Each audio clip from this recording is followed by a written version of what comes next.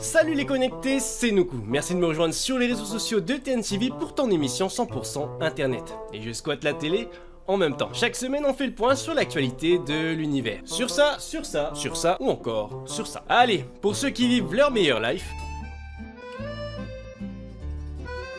ou ceux que le people dérange,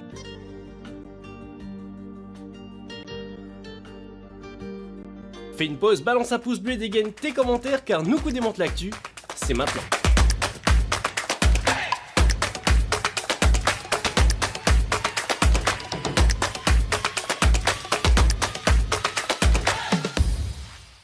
Quelle actu a retenu mon attention cette semaine?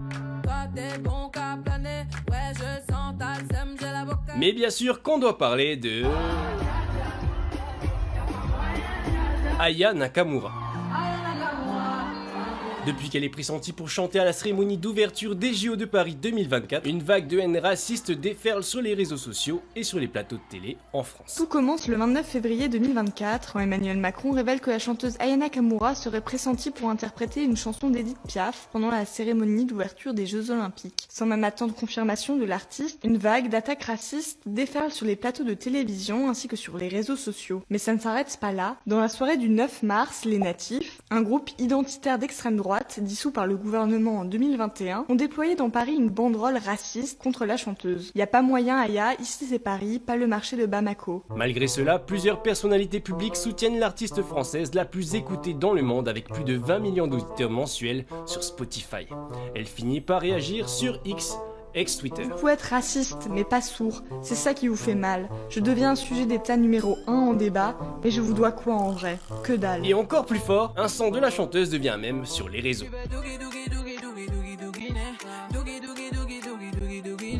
Mais savez-vous vraiment d'où il vient? J'imagine que vous avez essayé de l'écouter sur les plateformes de streaming, mais malheureusement vous vous êtes retrouvé comme moi. Il est introuvable. En fait, il s'agit d'une exclue. Même s'il est détecté par Shazam, il n'est pas référencé sur les plateformes de streaming. Le son n'a jamais été publié officiellement, et on peut même écouter une version prématurée du morceau où Aya fait du yaourt. L'exclu date pourtant d'il y a 5 ans, car il était prévu qu'il intègre l'album phare de Aya, Nakamura, mais il a finalement été abandonné et a fuité sur YouTube. Il a refait surface cette année, suite à la polémique de Aya Nakamura au JO, avec ce couplet qui recadre tous les rageux. J'ai pas d'ennemis, moi c'est eux qui m'aiment pas. Un tas d'ennemis, mais je les connais même pas. Et aujourd'hui, il est devenu un mème, une trend, et a même refait surface dans les charts de Shazam. Et il est repris partout. J'ai pas d'ennemis, moi c'est eux qui m'aiment pas. Un tas d'ennemis, mais je les connais même pas. Tu veux dougi dougi dougi dougi dougi dougi. Comme un message aux détracteurs. J'ai pas d'ennemis, moi c'est eux qui m'aiment pas. Un tas d'ennemis, mais je les connais même pas. Tu veux dougi dougi dougi dougi dougi. Et pour terminer cette polémique, les héritières d'Edith Piaf ont donné leur accord pour que la chanteuse reprenne un titre de la môme. Et pas n'importe lequel. Le ciel bleu sur nous peut s'effondrer et la terre devient s'ébouler. Autre actu que j'ai retenu cette semaine.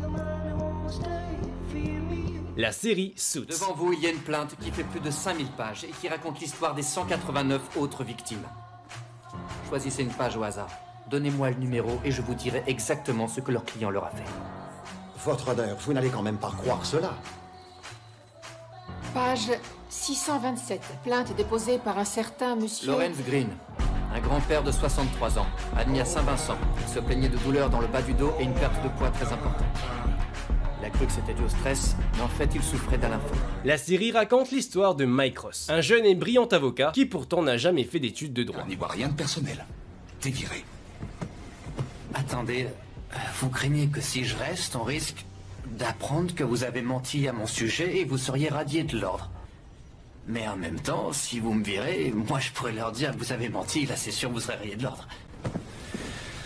En gros, tu me dis que si je te jetais sous un train, tu m'entraînerais avec toi. Vous mettez vos intérêts avant les miens alors que moi je place mes intérêts au niveau des vôtres.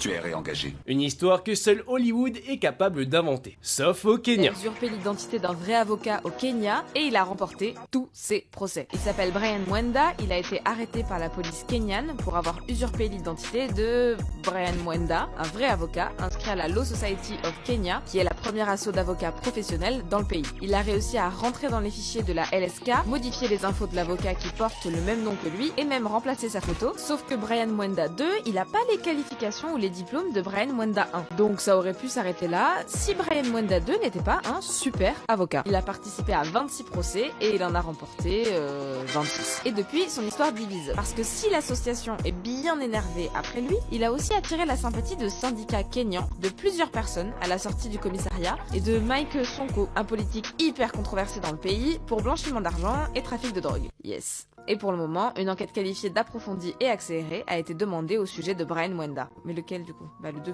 Ah. Dis-moi que tu es Oufénois sans me dire que tu es Oufénois.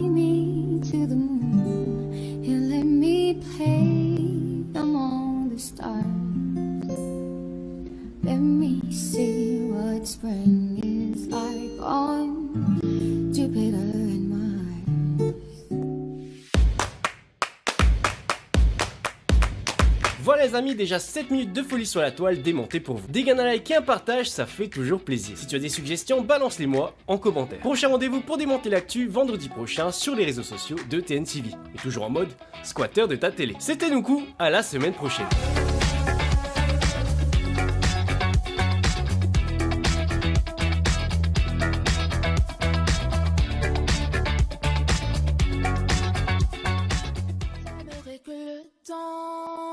S'arrête lorsqu'on se parle et qu'apparaissent en plat.